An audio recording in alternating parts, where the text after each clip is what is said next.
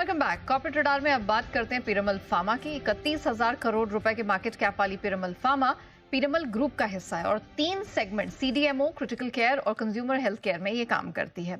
कल कंपनी की एनालिस्ट बैठक हुई है जिसमें मैनेजमेंट ने मजबूत ग्रोथ का भरोसा जताया है। एनालिस्ट बैठक से जुड़े तमाम मुद्दों पर कंपनी की चेयरपर्सन नंदिनी पीरामल से खास बातचीत की जी मीडिया संवाददाता एकता सूरी ने। आइए आपको भी ये इंटरव्यू दिखाते हैं। हम तो पहले कहते हैं कि हमको रेवेन्यू को डबल करना है, तो लास्ट ईयर हम 984 मिलियन थे, तो डबल करना है टू 2 बिलियन। हमको इबिडा को ट्रिपल करना है, तो तीन टाइम्स एक्सपैंड करना है, जो फिर इबिडा मार्जिन होगा 25%। और फिर हमको नेट डेट टू इबिडा अभी जो 3 हैं हमको अराउंड 1 करना है। तो जैसे हम सब 3 बिजनेस है, सीडीएमओ जो कॉन्ट्रैक्ट मैन्युफैक्चरिंग और डेवलपमेंट ऑर्गेनाइजेशन है, कॉम्प्लेक्स हॉस्पिटल जेनेरिक्स है और इंडिया कंज्यूमर प्रोडक्ट्स है। ईच बिजनेस जो है वो डबल करेंगे अप्रॉक्सीमेटली, पर जो मार्जिन एक्सपेंशन होगा वो सीडीएमओ से होगा। और सीडीएमओ आपका बिजनेस जो है आपकी सेल्स को बहुत ड्राइव कर रहा है।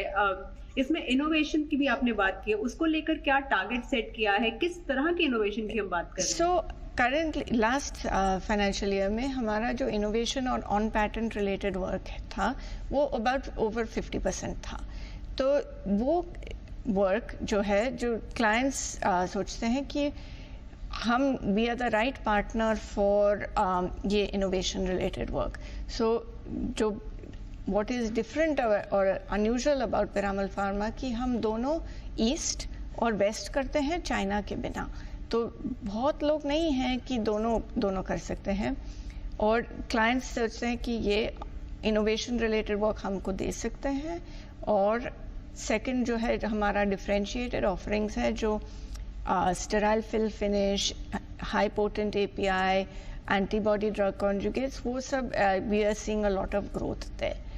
और उसको लेकर आपने इनोवेशन को लेकर कितना बजट सेट किया? हम जो इन द पास्ट जो है वो ओवरऑल से ग्रोथ से ग्रो फास्टर कर रहा है, और we will see that even going forward वो भी और grow faster. I can't give you exact number की you know which number to give, but I will say overall we will see that percentage increase. और कितनी आप growth और किस तरह से आप करेंगे उस टारगेट को अचीव? आपने अभी बोला कि आप इंडिया में कंज्यूमर हेल्थ के ऊपर आपका बहुत फोकस रहने वाला है, हॉस्पिटल्स की एक्सपेंशन पर आपका फोकस रहने वाला है, ग्रोथ पर, तो उसको लेकर आपका क्या प्लान है? सो इन हॉस्पिटल जेनेरिक्स है हमारा बिगेस्ट प्रोडक्ट है इनहेलेशन एनेस्थेटिक्स, एंड अभी हमको यूएस में 40% मार्केट शेयर है, पर रेस्ट ऑफ वर्ल्ड में एक्चुअली इतना मार्केट शेयर नहीं है, तो वहाँ से ग्रोथ आएगा।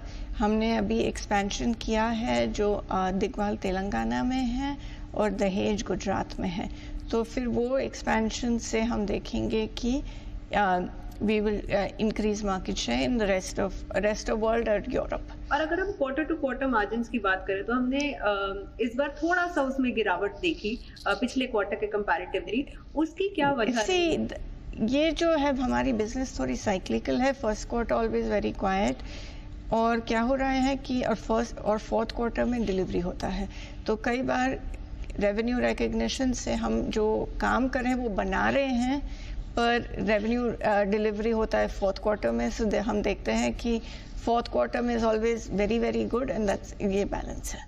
And also we saw like you know employee cost भी थोड़ी सी बड़ी दिखी, तो उसको आप किस तरह से हैंडल करेंगे उसकी? सो अ लिटिल बिट बिकॉज हमने ये न्यू एक्सपेंशंस कर रहे हैं दिगवाल और दहेज में, तो when you are doing new expansions आपको यू नो एम्प्लॉयज़ को you need to bring them on board and start the qualification or validation of the plant before the revenue comes, because you can't suddenly come and you know एक दिन आते हैं और factory को शुरू करते हैं तो फिर वो नहीं होता है, राइट? ट्रेनिंग करना है, so that's why। और अभी यू नो हम ग्लोबल कंपनी की बात कर रहे हैं, ग्लोबल ग्रोथ की बात कर रहे हैं। यूएस एफडीए जो है वो इंडियन फार्मा को लेकर बहुत ही कड़ी नजर है, कभी सब स्टैंडर्ड्स की भी बात आती है। So your take on the same? सो हम एज अ कंपनी में 0 OAI, 0 warning letter and no observations in our entire history. I mean, I said no open observations currently. So no OAIs ever in our entire history, no warning letters. And जो भी observation है हमने close किए हैं. हमारा culture है quality का. और आपका FY25 का भी 15 से 20% की ग्रोथ का टारगेट है, तो हम कुछ नए प्रोडक्ट्स भी लॉन्च कर सकते हैं. मिड टीन्स ग्रोथ है और EBITDA मार्जिन और फिर इंक्रीज इन PAT. तो वो तो होगा. नए प्रोडक्ट्स में कंज्यूमर गुड्स में लास्ट ईयर तो 40 प्रोडक्ट्स लॉन्च किए थे, तो वो ऐसे कंटिन्यूइंग होगा. तो पीरामल फार्मा की मैनेजमेंट के साथ आपने एक्सक्लूसिव इंटरव्यू देखा सिर्फ जी बिजनेस पर. इसी के साथ शो को हम यही रैप अप करते हैं, लेकिन बने रहिएगा जी बिजनेस के साथ. ब्रेक के उस पार भी खबरों का सिलसिला जारी रहे.